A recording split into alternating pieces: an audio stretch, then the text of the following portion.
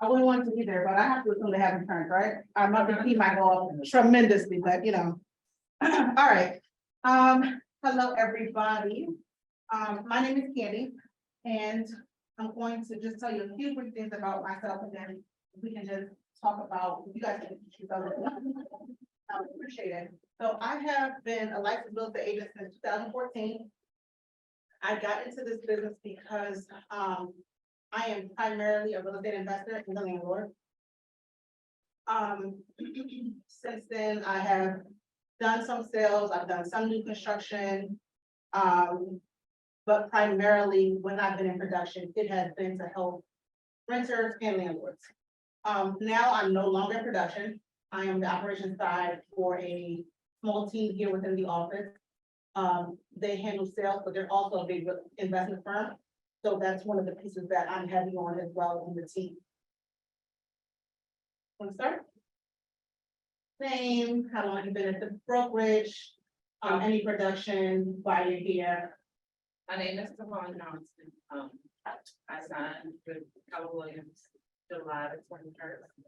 2022? Yeah, Okay.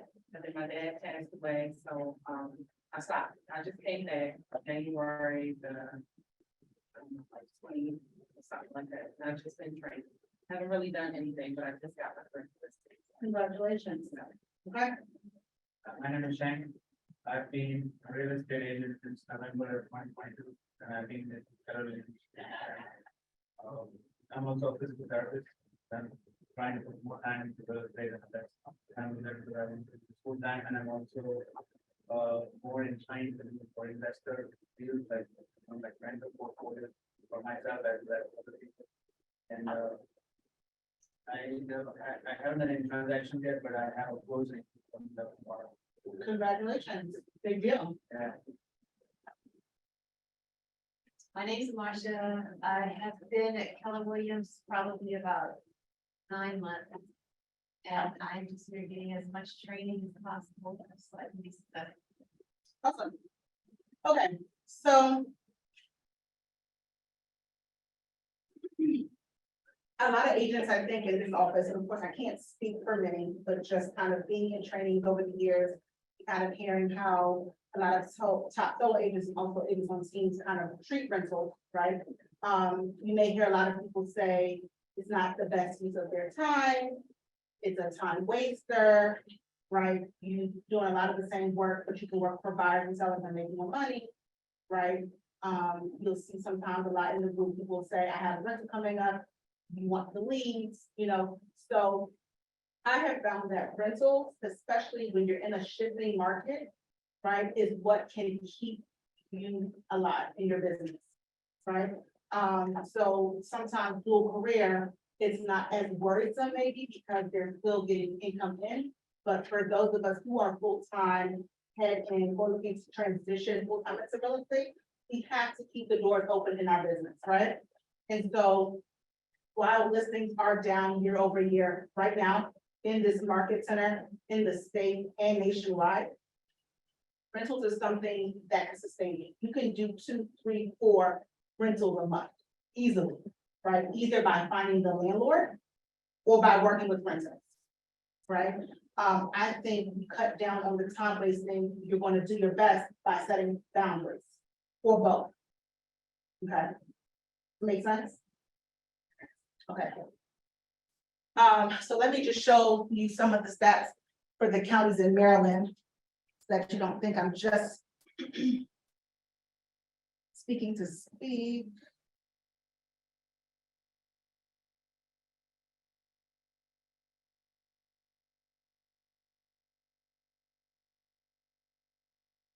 So this is what we have. Got this from Mar. And we can see in Baltimore County, it's down nearly 40%. Listings, units sold, period. So buyers and sellers, right? Another county, 36%, Prince George's County. So you'll see these numbers. Can you guys see this really well? You can see, right? So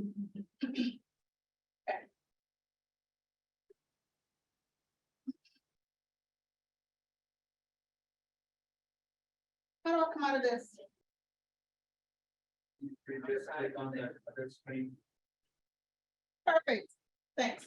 So you'll see that county over county and the entire state is down, right? So everyone is struggling right now to find business, right? This is gonna be a business of skill.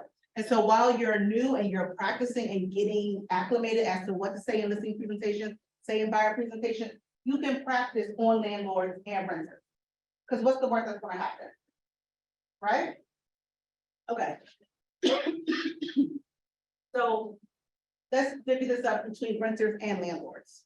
So the renters are very easy.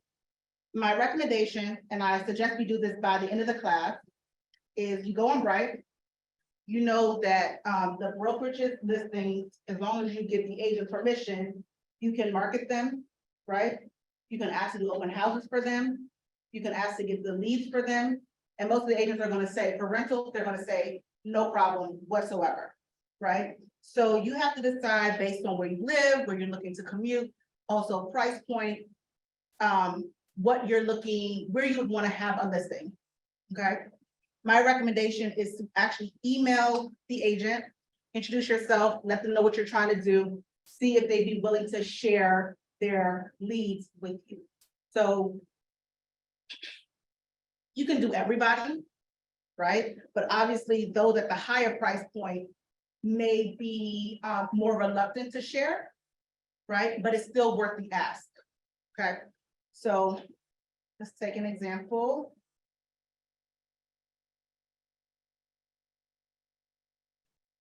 Let's pick this one here in Remington.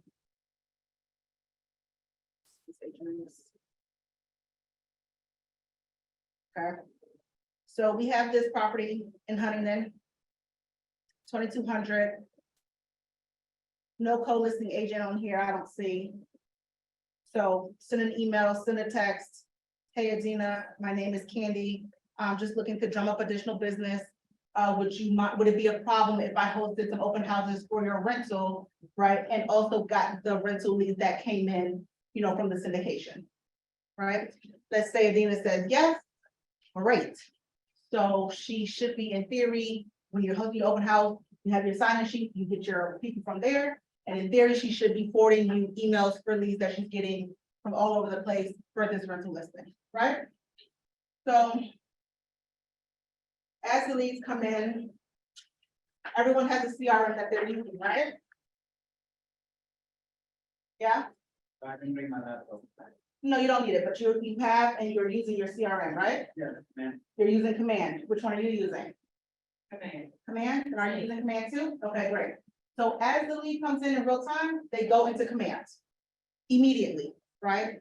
You, I don't use Command, but tell me something different, but you'll get the point. They need to be labeled as renters, right? What I would do is in the note section, put the property address that they inquired about, right? Similar to any lead, we want to have an email template that goes out to them right away. Right, the email template is something like, hi, thank you for reaching out regarding your inquiry on this property address, right? If you're still interested in seeing it, I'd be happy to show it to you, right? If it were me, I would create like a 4-point boundary, right? To make sure that you're working with people that are actually interested in being in a rental, right? So what we know are the big factors gonna be credit score, right?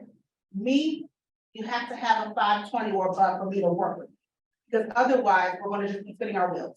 Because most landlords are gonna be like, I don't think it's gonna work, right? The next piece is gonna be employment. We wanna make sure that they're employed, right? And there's nothing wrong with you asking, do you mind, on the front end, do you mind sharing 2 of your most recent pay stubs? Because when we find you this perfect house, the landlord in the verification process is gonna want to have it at that time. So instead of us looking at that time when you're ready to apply, if you don't mind sharing it with me on the front end, so we can be best prepared, I'd appreciate it. So it's twofold, right? So you're collecting all the information now that you'll need to provide when they're ready to apply to something, and you're also making sure that they are actually employed. Do you ask for the credit score? Yes, but that's an ask, right? So we're not pulling anything, Yeah. but you still wanna ask. right? And most people will tell you, you know, either they're good, or, you know, you'll have people to say, it's not that great, blah, blah. Then you can ask them, okay, do you mind going on an app like Credit Karma or your bank and doing a screenshot, and let's see where you are. Okay? The next piece is going to be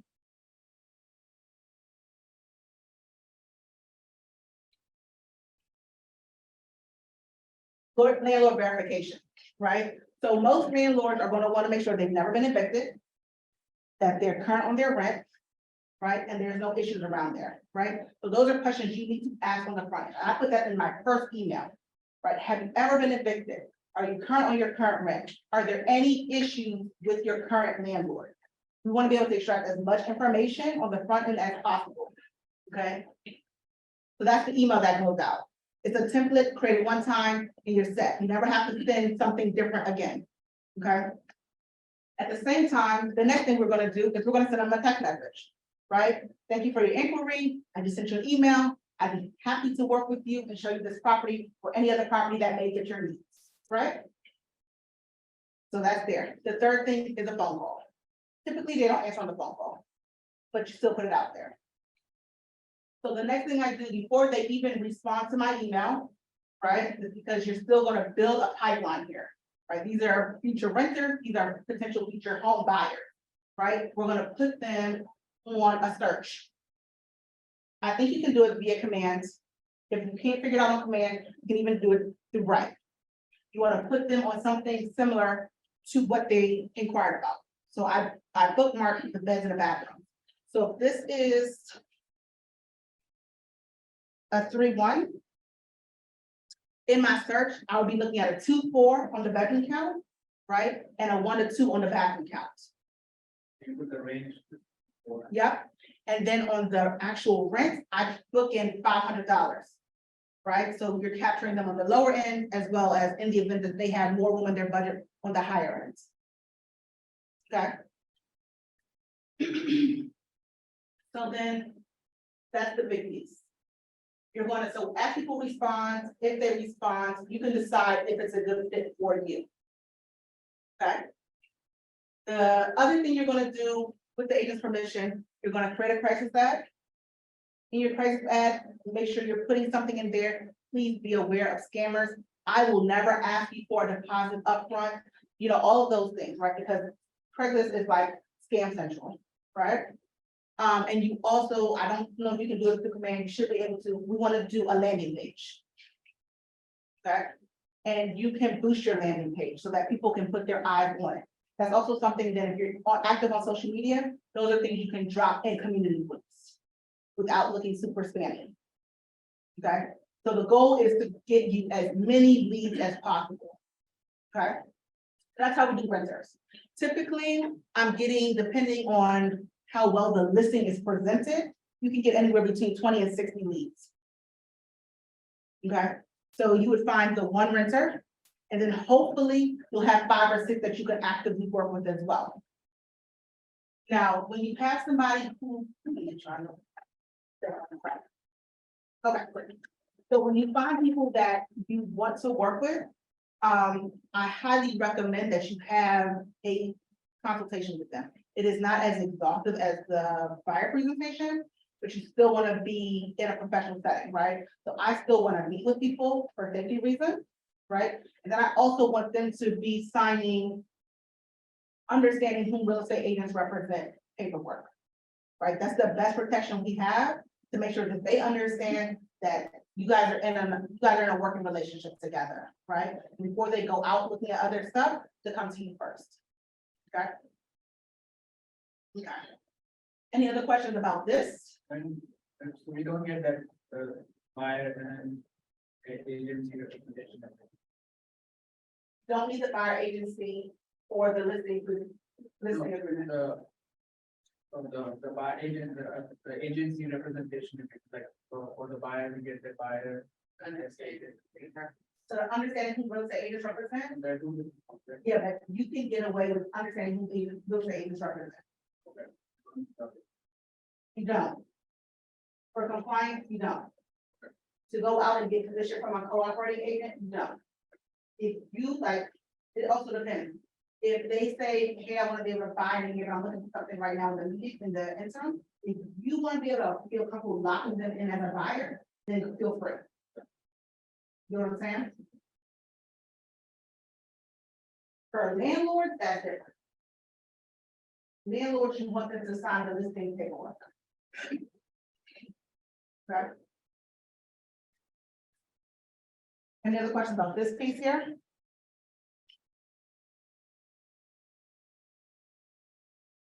So then, the next part is the landlords, right? So, how do you, no problem. Do you have like a minimum rent that you kind of, like you, in what the looking for connect, what you have like minimum rent for you? You know, like if somebody is looking to rent like $1,200, like you just sometimes for rent, or do you have like a minimum number? That is a business owner specific question. Okay. Right? So I think people should look at the caliber of properties they want to be in, right? That's the first question. And also look at where they are in their business, right? So for me, I'm at 1,500 and above. Right, because I also, in my mind, I'm thinking, if and when they want to turn it to buyers, I like to be at 200 and above. I'm looking at the mortgage payment. Sure. Right? But there's sometimes, I may get a referral for somebody that's looking for $800 apartment. I'll still help you. Yeah. You know, but that's my sweet spot. When it's 1,500 and above, right? Because it helps me with caliber of properties, the safer they can be, right? Caliber of potential renter, all of that. But everybody needs their money. And then, so let's jump into landlord and then we'll look at the money of it. So how did you get your listing? I know the person, yeah, I just, and took my headshot pictures Yeah. here in the office, and then I sent out the picture to a couple of friends and family, and he called me and texted me that I was. So, Okay. I didn't really. Great for you. Yeah. That's great. That's good news. So most people have a difficult time finding actual landlords, right? Unless you are a landlord yourself, right? Or if you're in a landlord network, right? Many landlords aren't actively out here looking for brand new agents to list their rental, right? So we have to go looking for the landlord, but it's easier to me than finding a listing. Okay, so, I find landlords a lot of times when you see, for rent signs that look real janky. Or they got it from Staples, or they just put their personal number on there. Right, and if I start to see that sign for 30 days, I'm gonna call you. Right, another place I look is when you're looking on like Zillow, and even Redfin now has a rental. You'll see tenant placement companies or landlords doing it themselves, right? So then I started, so I'm starting to put like a mental note in my head, how long is this gonna be here? Before now I'm gonna say, hey, I noticed that your property is still listed for rent, right? I would love to be able to help you, right? And then you as a business owner need to know what your price is gonna be. All right. For a lot of people, for me, I'm first month rent or $1,000, whichever one is greater. Okay. If you're just starting out and you don't want to necessarily do the whole first month rent, it depends on how expensive the rental rate is. Because landlords, they want to save money, right? So they're rational. They think that their property sitting for 2, 3, 4 months is better than hiring an agent and paying them 1 month's fee, figuring it out, right? Unfortunately, they right. So you may need to tweak your price. Okay, so let's say we have a $1,500 rental. You can actually pick a real one. Let me find one of my listings. We have a rental on here too. So that's what I wanted to know. You jumped straight into that, but you didn't show us how to get to it. Get what? Tell me. To get to this. Oh, in Bright? Yes. Okay. The rental. So you're gonna go search. Uh-huh.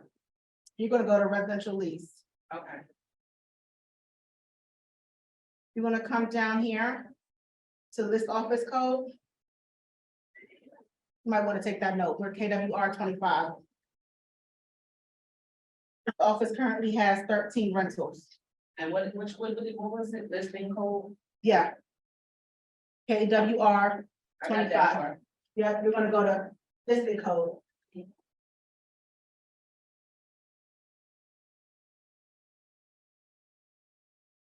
So. Let me go to mine. Make things super simple. Cause we're out here. So this is our listing currently, right? And then rental. See it?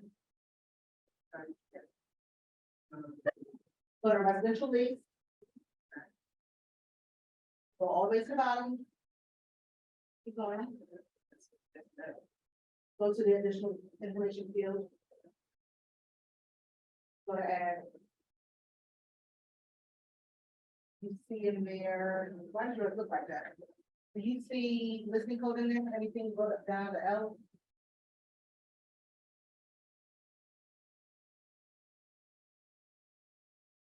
Said listing code. Yep.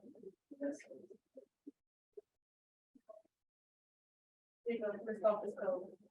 Just go ahead and add it, so it's always there for future reference. Mhm. There you go. And you should be able to go. Now you should be able to go back. It should be there. Okay. I would have taken it back, so what, listen. Let's see, you know, this is one here. Did it pop up? One way. Why is it not? Oh, there it is. This office code. So that's what you put it in. KW 25. KWR 25. Right? There we go. Right. You also call it on Craigslist, like, and on- I'm staying on Craigslist. Craigslist is a bit scammy though. So, usually if I see it on Craigslist, I'm going to Zillow to confirm. That is real. Or Redfin, one of those. If you use your Redfin app, you can look there too. So. Let's say. You reach out to Mike, can I get your leads, right? We already talked about that, you know how that works. Let's say this wasn't listed, right? This was a private landlord, had it on Craigslist, Zillow, Shank found it, right?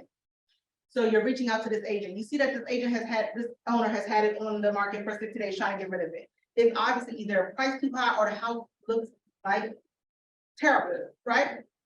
So the first thing you're gonna do is you're gonna look at the property, right? Because what you don't want to do is make a promise to somebody about renting out their house, or you even be stuck trying to lease the house that is not going to be successful, right? We want to be leasing properties that look good, right? We want to be working with landlords that are rational, right? To make this as headache-free as possible. So, you know, you're on Zillow, you're going through the properties, going through the pictures, you're like, okay, I feel good around here, right? It looks clean. I can rent this out, right? Perfect. So now you're calling Mr. Landlord. Hey, Mr. Landlord, this is Candy. I realize that your house has been listed for 60 days and it's still online, right? Is it safe to say that it's either the price or maybe you don't have the time to be able to rent this out successfully, right? Typically, it's one of the two. You have an out-of-state landlord, out of the city, they can't come up here as quickly as these may be coming in. If it looks good, if it looks good and they don't have the time, then that's the answer. Otherwise, it may be the price, right? You're not talking with them about the price right now. You want to just get in their face, right? Hey, I would love to be able to help you in this market. I really think that I can get this rented out for you in the next 30 days. We have a conversation about how I can get this rented for you without you giving me a hard commitment? Right? So basically what we want to be able to do is get in front of landlords, give them the option, right, where you can rent their property out at no obligation to them, right? At the same time, using it as a place to gather leads. Okay, so unlike with listings, where we want that one-on-one commitment, my recommendation is with rental, especially with landlords, that it scares them. Right? So you can let them know, hey, if you find your own tenant, you don't have to pay me anything. Right? Because unlike listings, it's not a lot of footwork you have to do. until you find a renter. So they find somebody and they don't want you to verify to anything, no harm. You got your lead and you're good. You move on. You still have them in your CRM, right? You can drip on them, whatever it is. No harm, no foul. You collect your lead, great day. If you find them as you find them a renter, that's where your real work begins, and then you go back to them and you get them locked in. Okay? But the goal is to be able to get the rental. Does that make sense? You guys feel comfortable doing that? Yeah, cool. And you can make this work all over the place, even with tenant placement companies, because a lot of tenant placement companies, they don't have agents. Okay, so, but sometimes they may be having a difficult time getting rid of a property because they can't even syndicate in all the places that we can. Correct. So the big piece is gonna be, how are you gonna charge people?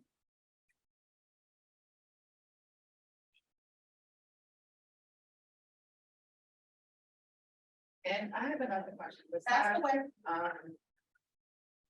Getting a renter and this, that, for the landlord, what do we have to do as far as?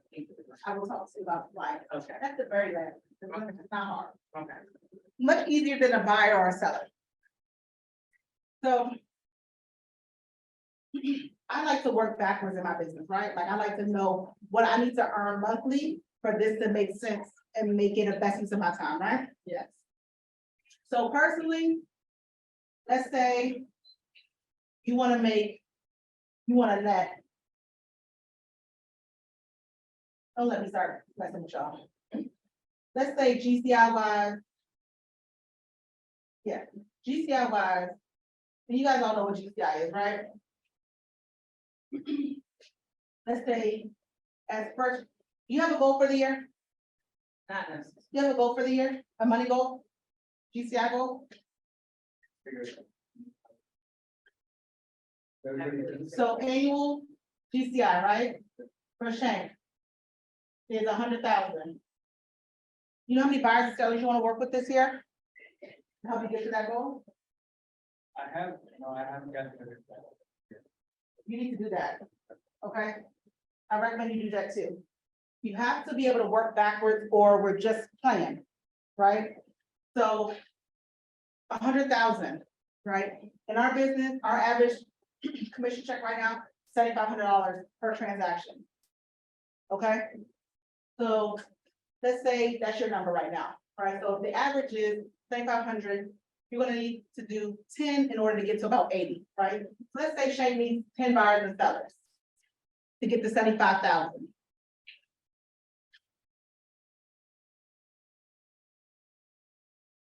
So that's still 25,000 you need to be able, and this is a realistic number for a first time agent, first year, right? Very reasonable. So you still have $25,000 that's not accounted for. The other places that you're gonna be able to find it is referral,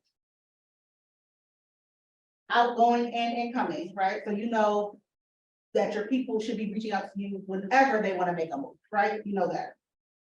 And then you're gonna meet the renters make a good piece, right?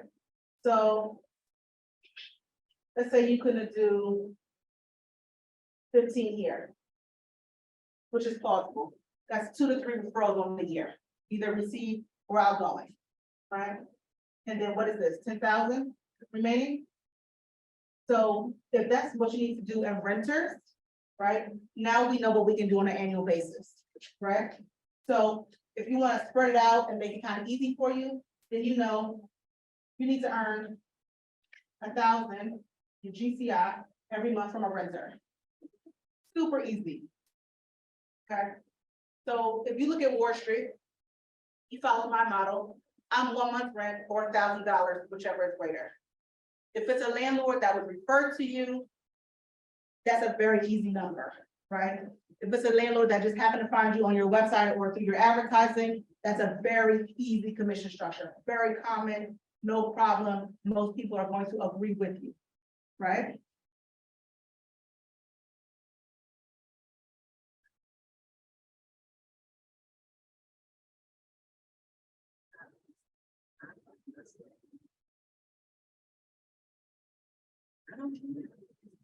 Shank, this is something, I think we're meeting on Thursday.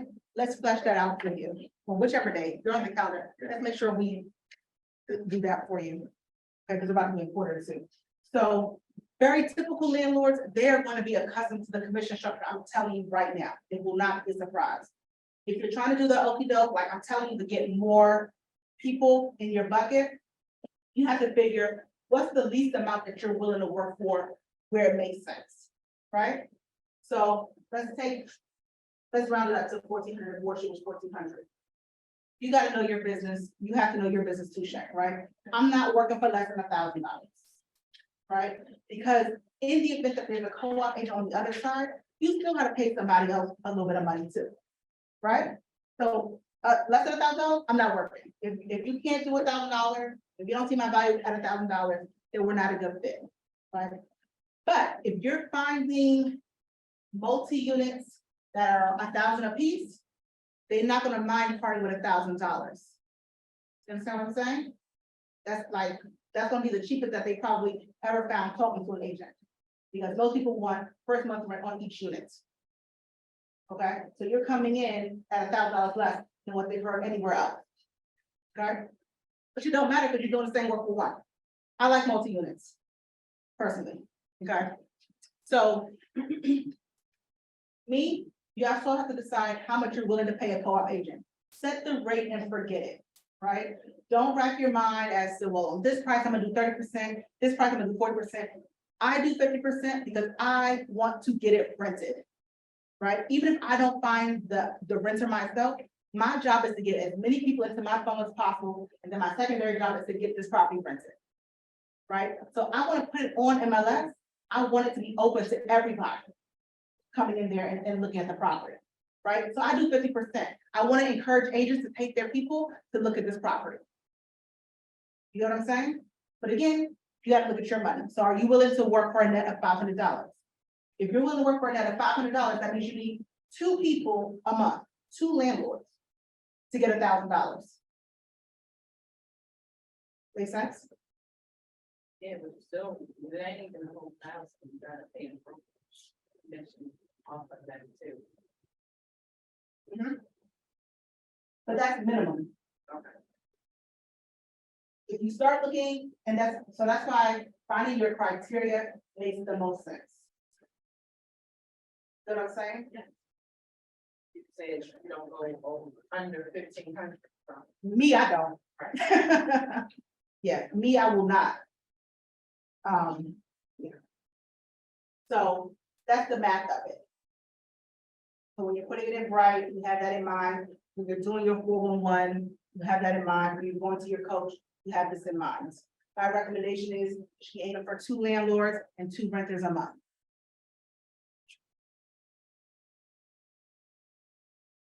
And this is why you have your buyers and your listings in your pipeline.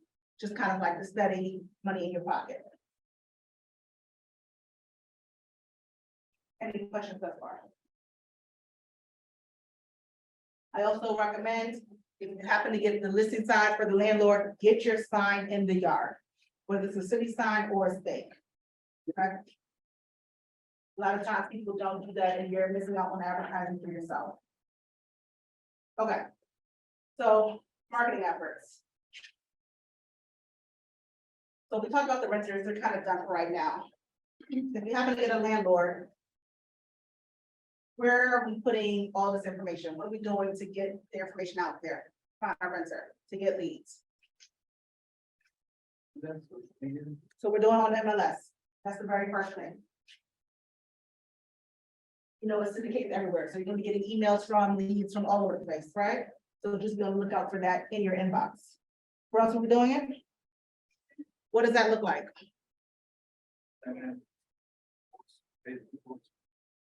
What are you gonna do with that? So, like, let's say somebody only has 500 friends on Facebook. So if you post it on your personal page, okay, that's good. But what are you really gonna do with this listing? To get it in front of people you need to get it in front of to fill your pipeline. You need a paid ad. What is it called? A paid ad on social media, Okay. right? You can do that for cheap, okay? It's an investment in your business, okay? the whole goal is, yes, you're gonna post it on Shank, you're gonna post it on your page, right? So the people that you know, like, and trust, they see it, great. Typically, you're not gonna get traction there, right? But it's gonna be the ad where people can now see it, that you're gonna be able to find success, okay? Where else can you put it on social media? Let's stay in Facebook. Where else are we putting it? Facebook Marketplace. I get a ton of leads from Facebook Marketplace. A ton. Yeah, I rented my basement and I found the tenant from Facebook Market. I find most of my people on Facebook Marketplace. Okay. Where else in Facebook can we put this listing?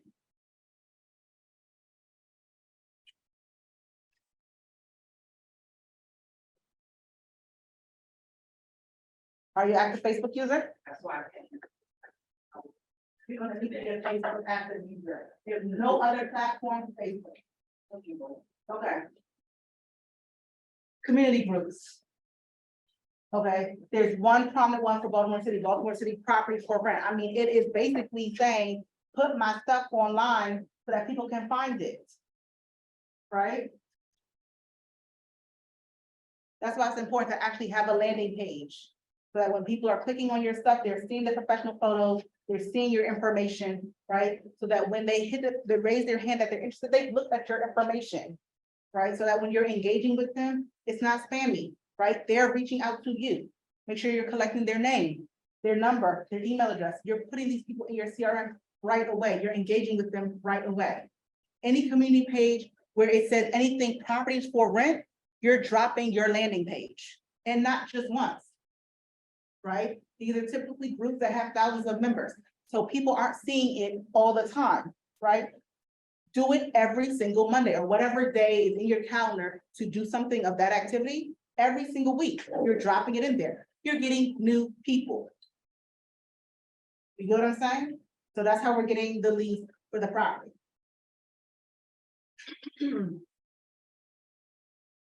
Okay, so aside from social media, what else can we do to advertise the listing?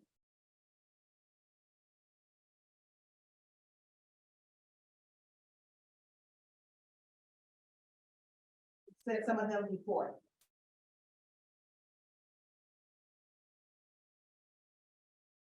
Raising the sign. Yard sign.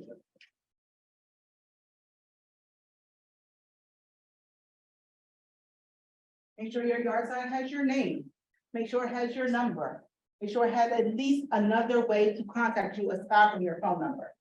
Okay, something. Right, so whether it's a QR code to your website, it doesn't matter. You need to have two, because when somebody is driving by, the number is very, very hard. You gotta at least have a try to do a secondary. Okay, I recommend QR codes. Okay. What else can we do? We talked about another one already.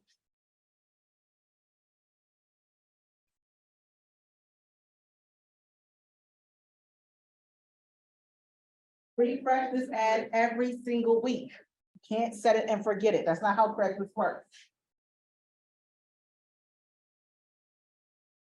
Is that like we have to repost it Yes, every week? yes, or else it's gonna be at the very bottom of the pile. You want it to stay at the top. So these are the ways that I market our stuff actively right now. Okay, this will fill your pipeline. So then when you want to do a home buyer seminar, right? When you're talking about how, when you hear agents talk about how they don't have anybody in their seat, because they don't have tenants to market their home buyer seminar to, right? They just put an ad on social media and hope people will say, hey, hey, hey, I'm coming, I'm coming, I'm coming. No, you now have a pipeline of hopefully at this point, hundreds of leads coming in, right? Some of them are going to be trash, right? Some of them you're going to have to nurture, right? But now you, when you say, okay, in August, I want to do a home buyer seminar, you got people that you can actually then email and engage with. You see the difference? Especially when you're talking about spending money on an event.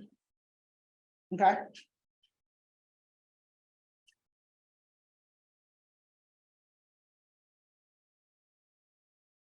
What's the next piece? Because I want to make sure. Okay, so compliance.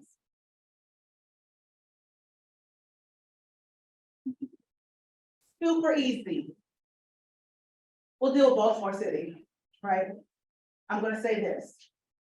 These tactics work anywhere.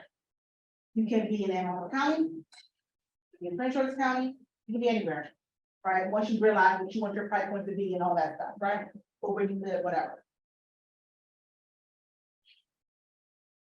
When you find the areas that you want to be able to market to and get some traction, you need to make sure you're going in DocuSign early to get all of the county addendums, okay? Don't wait last minute. Have it, see it, read it, right? We'll use Baltimore City first. So you need to understand who real estate agents represent. You need that signed and explained to your renter before you take them to see anything besides the property that they inquired about. Okay?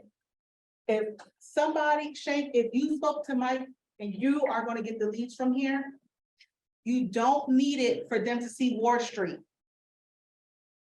Any other property, they need to have it signed.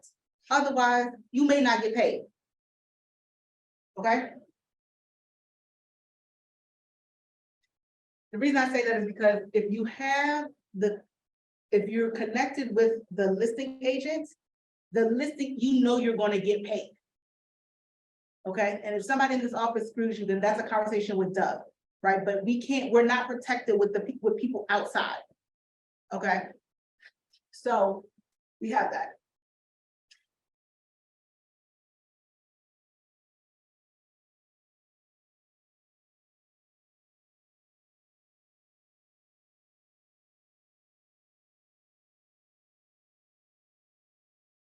So if somebody in my, like in my job, ask like, can you help me find a rental?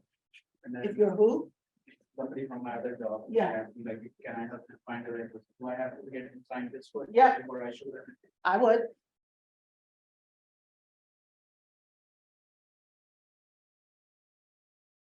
And so I have a question. About that, like, Because it is very, was because to it is help very them clear. And this and that, what's the payment, what is it? If the person- Landlord doesn't. So that's why the conversation is important. When you're working with a renter, so it's similar to a buyer. The buyer pays them, right? You recognize that, right? You find a buyer on the street, your representation is between you and the buyer. The buyer pays you, right? Oftentimes, all or most of our commission, fortunately, is paid from the listing agent, right? But if a listing agent does not exist, your buyer pays. You know what I'm saying? So basically, you're saying the person that asked them to represent them is responsible for. The same but you should also be having that conversation with your buyers. Because many a time, you may help your buyer find a FISBO, right? And if that owner doesn't want to pay you, your buyer needs to pay you. And it would have been a waste of everybody's time if they didn't know that from the beginning. So it's the same type of conversation. So the conversation is, but hey, Mary, if it's something that we find on the MLS, or if it's something where I can negotiate my commission with the owner, right? I'm gonna do my best to get most, if not all of my commission paid for by that person. Right? That's the objection handler. So, yes, to answer your question, they need to sign that. I did show a couple of rentals to the person this weekend, but if they ask me to show something else later, then I can get them.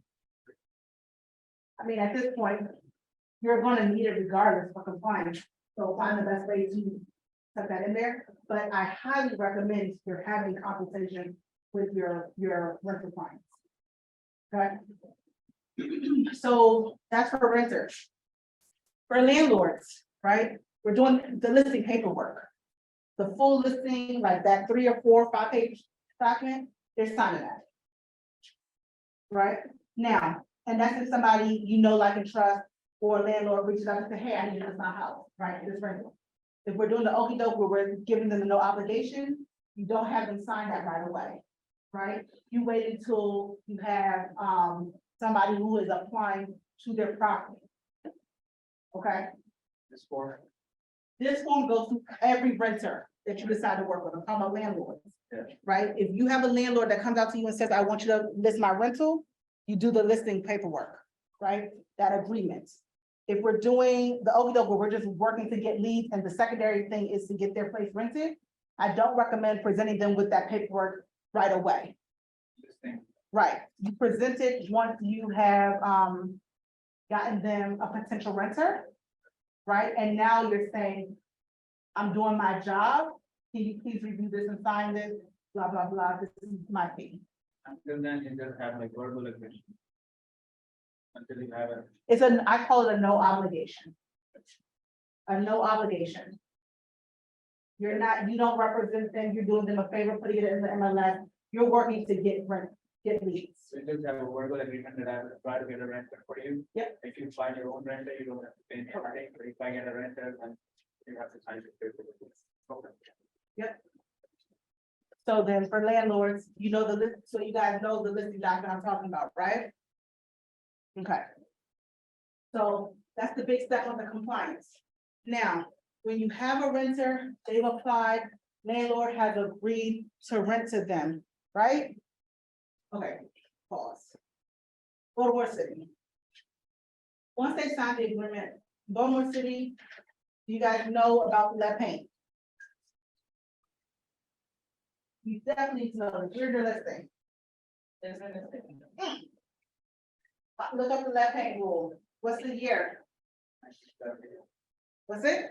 1978. I remember that stuff from training. Yep, so it applies, for rentals as well, right? So those, the disclosure need to be signed for lead paints. Okay, when you're renting a house, the landlord needs the lead paint certificate. It either needs to be lead free, right, or limited lead free. You need that because you have to be able to give it to the renter upon successfully renting the property. That needs to go into the envelope in DocuSign, because you want to protect yourself.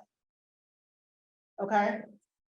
Beyond the $500-700 you're gonna get from the commission, people like to talk about an agent the first time something is not right.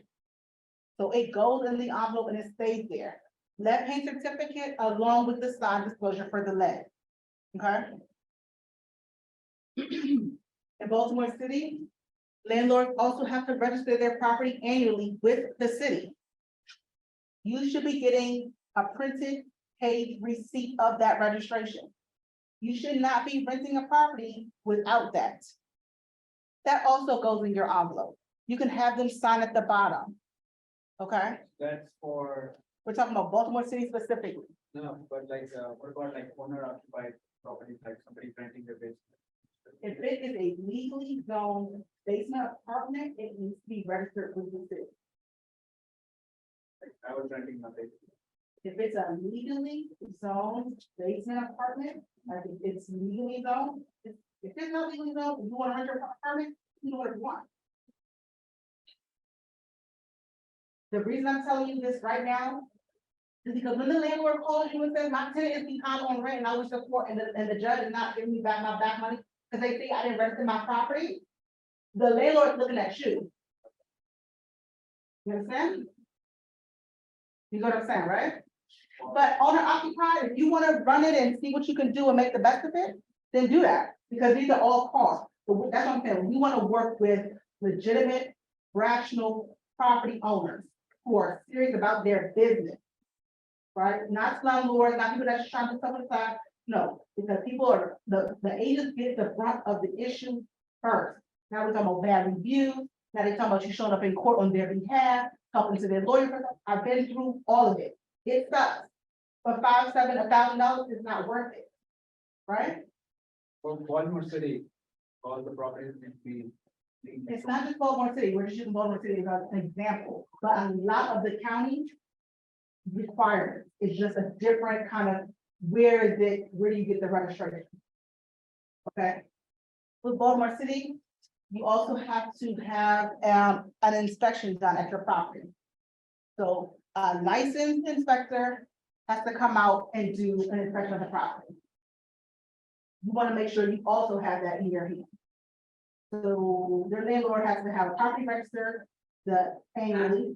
You don't need that. That's for people who are rehabbing properties. So for your listing, if it's a new build, if it's a builder or flipper, that's the other stuff you wanna make sure. Okay? So they have to register their property annually. They have to have the registration, the rental license, I mean, and they have to have the lead paint if applicable. Most in Baltimore City it is. That's all the front end work, right? Somebody now comes in, they get approved on the side. Congratulations. So now, the lease agreement, the landlord either typically has their own lease, or you're using a lease that is in, DocuSign, which is either state approved or city approved, but stay as local as you can, okay? So we should not be using PG car lease agreements. Okay? You wanna make sure you're keeping that lease. The buyer, the renter signs, the landlord signs. Once that renter signs, they should be providing you with the security deposit. The security deposit is made payable to the landlord. That is not our money, right? Because the landlord should be putting that in a bank account. Right? When it's time for them to move in, and you should give them a receipt. The receipt also goes to the envelope. Okay, me, I only take bank checks, because I don't want no problem. I don't want the landlord coming to tell me the check bounce, whatever. Give me a bank check or money order. Okay? Once it's time to give them the keys, the first month's rent is made payable to Keller Williams Legacy. That's your money. Make sure you have it. Nobody should be moving into a property without that. If the renter and the landlord have some type of agreement, because I've seen crazy stuff, then you can show money from the landlord. It doesn't matter, right? But the first month's rent or whatever that agreed upon condition is, you need that check. Again, bank check, money order. Right? Because you don't want to be turning in anything to Keller Williams and it bounces, because then you're done. There's no real way to recoup it unless now you're gonna spend money hiring an attorney to try and get it. Right? And then you're gonna do a moving inspection. Moving inspection, I would also put in the envelope. And that's compliance. Of course, you gotta do the part in command where you get paid. But that's the same as a buyer or a seller. But in terms of all the documents that need to be in your possession for the brokerage and for yourself, that's it.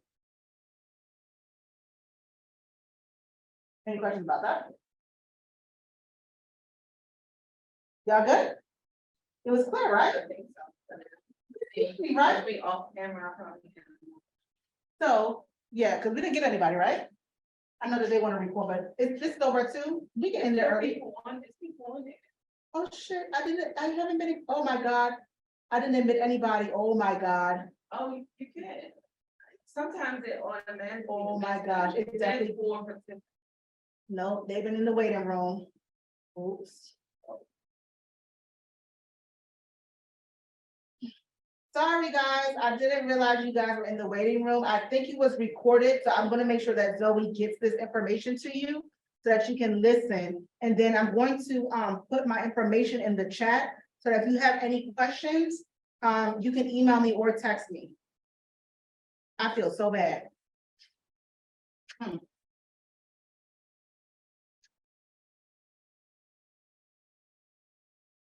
I thought it was automatic.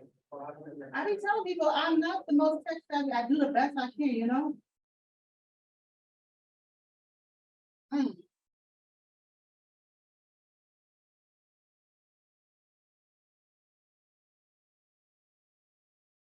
then this is for you too. I'm gonna, if you guys can give me a couple of minutes to put it in the chat too.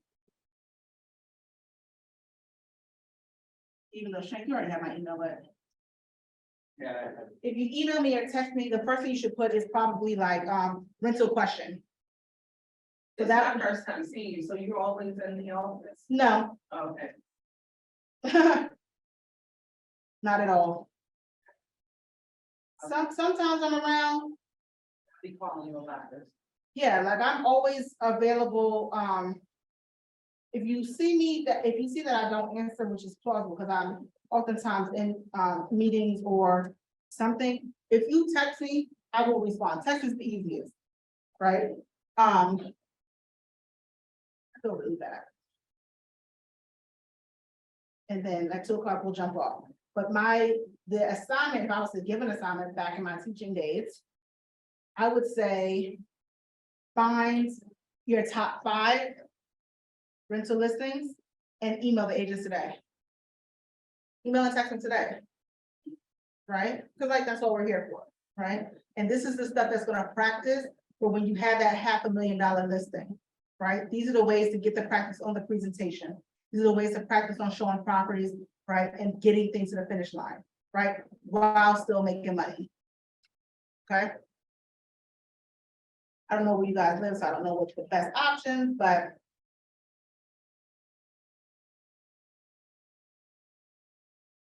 and I'm gonna tell you another little tip. You're gonna get leads. Make sure you vet them. Even after vetting them, you want to pick times. I tell people the same 3 times a week that you're available to show this listing or to go out and show properties. These people cannot be running you ragged. You know what I'm saying? Because they'll be quick to say, I can do tomorrow at 4 o'clock. And you call them at 3 o'clock to confirm and they don't answer, right? And you already at your destination trying to show them, or you now move your schedule around where you can be looking for new business, accommodating them. I have the same 2-hour blocks, 3 days a week to show a property. You gotta fit in there because that's my time block. Right? Like this is gonna be the practice of actually really creating boundaries and really sticking to your time block.